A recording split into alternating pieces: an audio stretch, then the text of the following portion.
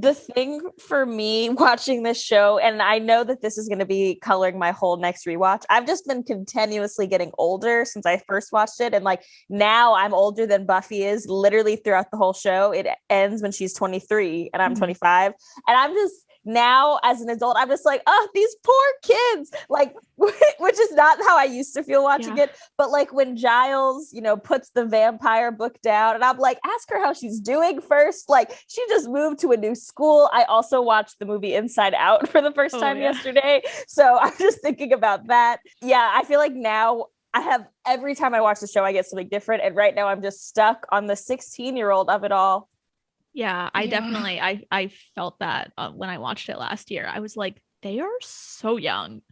Why is the chosen one always like 16? Well, they kind of get into that in the later seasons about kind of how messed up that is. Yeah, it's I guess I'll see for myself.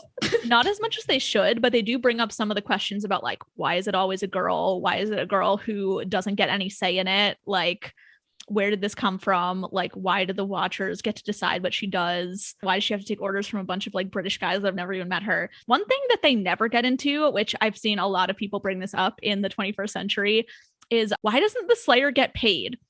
It's a full-time job and she risks her life.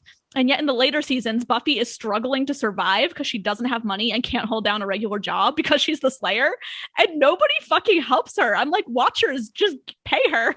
Yeah, especially because the Watchers do get paid. So it's like really, it's really messed up. Yeah, the Watchers get paid and the Slayers do not.